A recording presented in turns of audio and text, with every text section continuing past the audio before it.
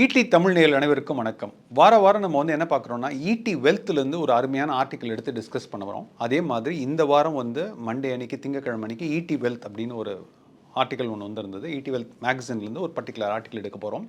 Page number 4ல் இதோட title பார்த்தீங்கன்னா, the case against mutual fund PMS அப்படின்றது தான் அதனுடைய டைட்டில். ஸோ முன்னாடிலாம் பார்த்தீங்கன்னா மியூச்சுவல் ஃபண்ட்லாம் பார்த்தீங்கன்னா ஜென்ரலாக direct plan, regular plan 2 plan இருக்கும். இந்த டைரக்ட் பிளான் அப்படின்னா என்ன அர்த்தம்னா, நீங்கள் டைரெக்டாக போய் வாங்கி நீங்களே எந்தெந்த ஸ்கீமில் இன்வெஸ்ட் பண்ணுறது, நீங்களே ஏஎம்சியோட டீல் ஹேண்டில் பண்ணி நீங்களே அந்த ரெஜிஸ்ட்ரார் அண்ட் ட்ரான்ஸ்ஃபர் ஏஜென்ட்டோட பண்ணுறதெல்லாம் என்ன சொல்லுவாங்கன்னா டைரக்ட் பிளான் அப்படின்னு சொல்லுவாங்க.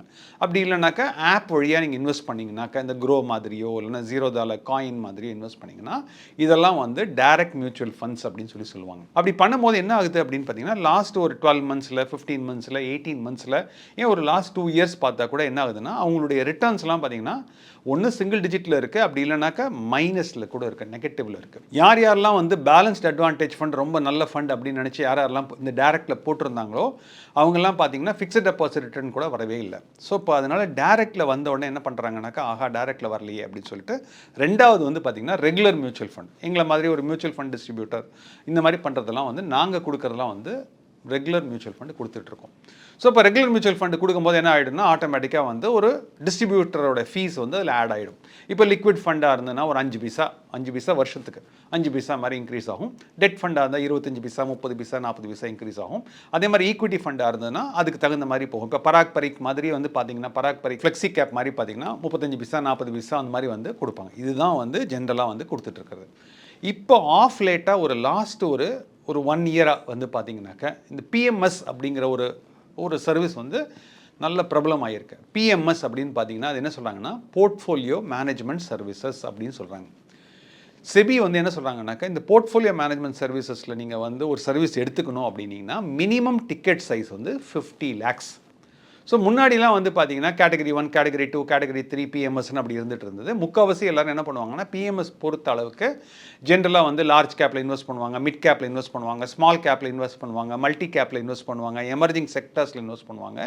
இந்த மாதிரி டைரக்ட் ஈக்விட்டி பேஸ்டு பிஎம்எஸ் தான் ஒரு 2-3 இயர்ஸ்க்கு முன்னாடி வரைக்கும், அதுவும் கிட்டத்தட்ட பார்த்தீங்கன்னா 10 லட்சம் கோடி, 15 லட்சம் கோடி, 20 லட்சம் கோடிலாம் கிராஸ் ஆகிட்டு இருக்கு. அந்த அளவுக்கு பிஎம்எஸ் அதாவது ஹெச்என்ஐ, அல்ட்ரா ஹெச்என்ஐ பொறுத்த அளவுக்கு இது அப்படின்னா என்னென்னா, நீங்கள் கார் வாங்கி வச்சுருக்கீங்க, சொந்த கார் நீங்கள் வாங்கி வச்சுருக்கீங்க, அது பிஎம்டபிள்யூவாக இருக்கலாம், இல்லை மாருதியாக இருக்கலாம், அந்த மாதிரி ஒரு கார் வாங்கி வச்சுருக்கீங்க. அந்த காரை உங்கள் வீட்டுக்குள்ளே இருக்க காரு, அதை ஓட்டுறதுக்கு ஒரு டிரைவர் மாதிரி என்ன பண்ணுறீங்கன்னா ஒரு பிஎம்எஸ் மேனேஜரை கொண்டு வச்சுருக்கீங்க. இப்போ லாஸ்ட் 2 இயர்ஸாக என்ன நடந்துட்டுருக்கு அப்படின்னு பார்த்தீங்கன்னாக்கா, மியூச்சுவல் ஃபண்ட் பிஎம்எஸ் அப்படின்னு சொல்லி புதுசாக வந்திருக்கு. மியூச்சுவல் ஃபண்ட் பிஎம்எஸ் என்ன அப்படின்னு கேட்டிங்கனாக்கா, நீங்கள் அதே மியூச்சுவல் ஃபண்டில் இன்வெஸ்ட் பண்ண போகிறீங்க. ஆனால் இந்த தடவை என்ன பண்ணுவீங்கன்னா, டிமேட் அக்கௌண்ட்டை முதல்ல ஓப்பன் பண்ண சொல்லுவாங்க. ஸோ அந்த டிமேட் அக்கௌண்ட் என்எஸ்டிஎல் ஓப்பன் ஆகிடும், இல்லைனா சிடிஎஸ்எல் ஓப்பன் ஆகிடும். இந்த பிஎம்எஸ் ஃபண்ட் ஹவுஸுக்கு நீங்கள் என்ன பண்ணுவீங்கன்னா ஒரு 50 lakhs கொடுத்துருவீங்க. இந்த 50 லட்சத்தை கொடுத்துட்டிங்கன்னா அவங்க என்ன பண்ணுவாங்க அப்படின்னு பார்த்தீங்கன்னாக்க, உங்கள் பேரில் மியூச்சுவல் ஃபண்ட்ஸ் வாங்குவாங்க. ஆனால் இந்த டைம் வாங்குறது டைரக்ட் மியூச்சுவல் ஃபண்டில் வாங்குவாங்க. ஸோ இதனுடைய டைட்டில் பார்த்தீங்கன்னா, the case against mutual fund பிஎம்எஸ்ன்னு சொல்லி தான் இதோட டைட்டிலே. அப்படின்னா என்ன அர்த்தம் அப்படின்னு பார்த்தீங்கன்னா, அவங்க என்ன சொல்கிறாங்கன்னா, நீங்கள் தான் சொன்னீங்க 50 பைசா உங்களால் கொடுக்க முடியாது, 75 பைசா உங்களால் கொடுக்க முடியாது, அதனால நம்ம பிஎம்எஸ் வழியாக போனாக்க உங்களுக்கு என்ன ஆகும் அப்படின்னு பார்த்தீங்கன்னாக்கா, காஸ்ட் கம்மி ஆகிடுது, ஏன்னா டேரக்ட் மியூச்சுவல் ஃபண்ட்லேயே நீங்கள் இன்வெஸ்ட் பண்ண முடியுது அப்படிங்கிற மாதிரி பார்த்துட்ருக்காங்க. ஸோ அப்படி பண்ணும்போது என்ன ஆகுது அப்படின்னு பார்த்தீங்கன்னாக்கா, ஜென்ரலாக நீங்கள் அண்டர்லைங் அசெட்டுக்கு நீங்கள் டேரக்ட் உள்ள ஃபீஸ் தான் பே பண்ண போகிறீங்க. அது 10 பைசா வந்தாலும் சரி, 25 பைசா வந்தாலும் சரி, 50 பைசாவாக இருந்தாலும் சரி, இண்டெக்ஸ் ஃபண்டாக இருந்தாலும் சரி, ரொம்ப கம்மியாக தான் பே பண்ண போகிறீங்க. ஆனால் இந்த பிஎம்எஸ் ஃபண்ட் மேனேஜர் இருக்கார் பார்த்தீங்களா, அவர் என்ன பண்ணுவார்னு பார்த்தீங்கன்னா, ஒரு சில பெங்களூர் பேஸ்டு இந்த மாதிரி மியூச்சுவல் ஃபண்ட் பிஎம்எஸ் மேனேஜர்ஸ்லாம் என்ன பண்ணுறாங்கன்னா, ஃப்ளாட்டாக 50 பைசா வாங்குவாங்க, 0.5%. ஒரு சிலர் சென்னையில் இருக்காங்க. அவங்கெல்லாம் என்ன பண்ணுறாங்கன்னா, ஒரு 10 வருஷத்துக்கு முன்னாடியே, ஒரு 7-8 வருஷத்துக்கு முன்னாடியே அவங்க என்ன பண்ணிட்டாங்கன்னா, செபியில் ரெஜிஸ்டர்ட் இன்வெஸ்ட்மெண்ட் அட்வைசர் RIA அப்படிங்கிற ஒரு லைசன்ஸ் வாங்கி சென்னையில் அவங்க என்ன பண்ணுறாங்கன்னா, உங்கள் பேர்லேயே மியூச்சுவல் ஃபண்ட்ஸ்லாம் வாங்குவாங்க. எம்எஃப் யூட்டிலிட்டிஸ் மாதிரி ஒரு டூல் ஒன்று இருக்குது, மியூச்சுவல் ஃபண்ட் யூட்டிலிட்டிஸ்னு ஒரு டூல் ஒன்று இருக்குது.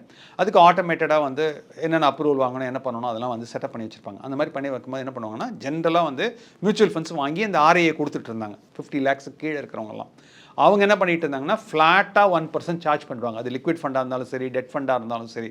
ஃபார் எக்ஸாம்பிள் நீங்கள் ஒரு 25 லட்ச ரூபாய்க்கு ஒரு போர்ட்ஃபோலியோ நீங்கள் கொடுத்துருக்கீங்க, ஆர்ஐஏ கிட்ட கொடுத்துருக்கீங்க 25 லட்சத்துக்கு. அவர் என்ன பண்ணுவார்னா எதிர் 50 பைசாவோ இல்லைனா 1%, அதாவது வருஷத்துக்கு 25,000 ரூபாய் 3 மாதத்துக்கு ஒரு தடவை ஒரு பில் அனுப்பிச்சு அந்த அமௌண்ட்டை வாங்கிடுவார். அந்த மாதிரி நடந்துட்டு இருந்தது.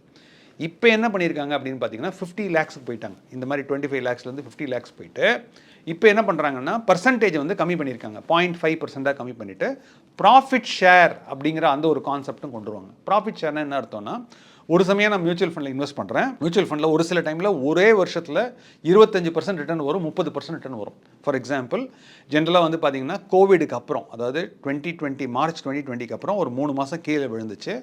அதுக்கப்புறம் 1 இயர் பார்த்தீங்கன்னா ஒரு பெரிய ரிட்டர்ன், நல்ல பெரிய ரிட்டர்ன் வந்துச்சு. அதே மாதிரி ஸ்மால் கேப்பில் பார்த்தீங்கன்னா 2023லேருந்து செப்டம்பர் 2024 வரைக்கும் பார்த்தீங்கன்னா ஒரு பெரிய ரிட்டர்ன், ஒரு 20-25% ரிட்டர்ன் வந்தது. ஸோ இந்த மாதிரிலாம் ரிட்டர்ன் வரும்போது அவங்க என்ன பண்ணுவாங்கன்னா ப்ராஃபிட் ஷேரிங் அப்படின்னு சொல்லுவாங்க. ப்ராஃபிட் ஷேரிங்னா என்னென்னா 1090 அப்படின்னு சொல்லுவாங்க. 1090னா என்னென்னா 10% வர்ற ப்ராஃபிட்டுக்கு, அதாவது எவ்வளோ லாபம் பண்ணியிருக்கணும் அந்த லாபத்தில் 10% நான் வச்சுக்கிறேன், மிச்சம் இருக்கிற 90% நீங்கள் கிளைண்ட்டாக நீங்கள் வச்சுக்கோங்க அப்படிம்பாங்க. இதுக்கு வந்து ஒரு ஹேர்டல் ரேட்டுன்னு ஒரு கான்செப்ட் இருக்குது. ஹேர்டல் ரேட்னா என்னென்னா முதல் 10%க்கு வந்து தே வில் நாட் சார்ஜ் இந்த 1090 சார்ஜ் பண்ண மாட்டாங்க. பியாண்ட் 10%க்கு வந்தால் மட்டும் தான் சார்ஜ் பண்ணுவாங்க. அதே மாதிரி 20-80 ரூல்னு சொல்லுவாங்க. அதாவது எப்படின்னா 80% ஆஃப் த ப்ராஃபிட் நீங்கள் வச்சுக்கோங்க, 20% ஆஃப் த ப்ராஃபிட் நீங்கள் அதாவது யார் இந்த இது மேனேஜ் பண்ணுறாங்களோ, பிஎம்எஸ் பண்ணுறாங்களோ அவங்க மேனேஜ் பண்ணுவாங்க. ஸோ இப்போ அதனால் வந்து இந்த ஆர்டிக்கலில் என்ன சொல்ல வராங்க, இந்த ஈடி வெல்த்தில் இந்த ஆர்டிக்கல் என்ன சொல்ல வராங்கன்னா, இந்த கேஸ் எகெயின்ஸ்ட் மியூச்சுவல் ஃபண்ட் பிஎம்எஸில் பண்ணால் என்னென்னலாம் ப்ராப்ளம் அப்படிங்கிறத அவர் ஹைலைட் பண்ணுறாரு. என்ன ப்ராப்ளம் ஹைலைட் பண்ணுறாருனாக்க, ஏன்னா நீங்கள் ஒரு ஃபண்ட் மேனேஜர்கிட்ட கொடுத்து வாங்கும் போது அது உங்கள் டிமேட் அக்கௌண்ட் வழியாக தான் பர்ச்சேஸும் சேலும் நடக்கும். ஒரு சமயம் அவர் வந்து ஃபார் எக்ஸாம்பிள் ஒரு 2 தடவை சேர்ன் பண்ணுறாரு அப்படின்னா ஆட்டோமேட்டிக்காக உங்களுக்கு ஷார்ட் டேர்ம் கேபிட்டல் கெயினும் வந்துடும், லாங் டேர்ம் கேபிட்டல் கெயினும் வந்துடும். இதே ஒரு ரெஜிஸ்டர்ட் இன்வெஸ்ட்மெண்ட் அட்வைசர் கிட்ட போனீங்கன்னா அவர் என்ன பண்ணுவார்னா, அவர் ஃப்ளாட்டாக 1% கூட வாங்கலாம், 50 பைசா கூட வாங்கலாம், 75 பைசா கூட வாங்கலாம், what ever be the AM அந்த மாதிரி வாங்கிடுவார். ஆனால் அவர் என்ன பண்ணுவார்னா, அவர் வந்து சேர்னிங் பண்ண மாட்டார். ஏன்னா அவர் சேர்ன் பண்ணணும்னா உங்களை ஃபோன் பண்ணி உங்கள் அப்ரூவல் இல்லாமல் அவரால் பண்ண முடியாது. வேறஸ் இங்கே மியூச்சுவல் ஃபண்ட் பிஎம்எஸில் என்ன ஆகிடும்னா, நீங்கள் வந்து நான் டிஸ்கிரிஷனரி அப்படின்னு சொல்லி 2-3 ஆப்ஷன் இருக்குது. நீங்கள் அந்த ஆப்ஷனை நீங்கள் கொடுத்துட்டீங்கன்னா ஆட்டோமேட்டிக்காக வந்து அவங்க என்ன பண்ணுவாங்கன்னா உங்களை கேட்கவே மாட்டாங்க. இன்றைக்கின்னு பார்த்தீங்கன்னா ஒரு சமயம் பார்த்தீங்கன்னா டிஃபென்ஸ் ஃபண்டில் இன்வெஸ்ட் பண்ணிகிட்டே வருவாங்க, கொஞ்ச நாள் பார்த்தீங்கன்னாக்க ஸ்மால் கேப் இண்டெக்ஸில் இன்வெஸ்ட் பண்ணிகிட்டே வருவாங்க, அதுக்கப்புறம் பார்த்தீங்கன்னா மொமெண்டமில் இன்வெஸ்ட் பண்ணுவாங்க. ஸோ இந்த மாதிரி நிறைய சேர்ன் வரும்போது நிறைய காஸ்ட் வரதுக்கான வாய்ப்புகள் இருக்குது. ஸோ அதனால் நீங்கள் மியூச்சுவல் ஃபண்டில் இன்வெஸ்ட் பண்ணுறீங்க, நீங்கள் ஒரு ஹெச்என்ஐயாக இருக்கீங்க, ஒரு அல்ட்ரா ஹெச்என்ஐயாக இருக்கீங்க, உங்ககிட்ட நிறைய பணம் இருக்குது, அதுவும் 50 லேக்ஸ்க்கு மேலே பணம் இருக்குது, நீங்கள் மியூச்சுவல் ஃபண்ட் பிஎம்எஸ் சூஸ் பண்ணுறீங்கன்னா நிறைய கேள்வி கேட்டுட்டு இன்வெஸ்ட் பண்ணுங்கள். என்ன மாதிரிலாம் கேள்வி கேட்கணும் அப்படின்னா, இந்த ஈடி வெல்த்தில் பேஜ் நம்பர் 4ல் இருக்கிற த கேஸ் எகெயின்ஸ்ட் மியூச்சுவல் ஃபண்ட்ஸ் பார்த்தீங்கன்னா உங்களுக்கு நிறைய ஐடியா கிடைக்கும். அதே மாதிரி ஏதாவது கேள்வி இருந்ததுன்னா கேளுங்க, நாங்கள் வந்து இதை வந்து ரெஸ்பாண்ட் பண்ணுறோம். தேங்க்யூ. மேலும் ஈடி தமிழ் சேனல்ல வரப்போகும் பிசினஸ் மற்றும் அது ரிலேட்டடான வீடியோவை பார்க்க உடனே கீழே இருக்க சப்ஸ்கிரைப் பட்டனை கிளிக் பண்ணுங்க.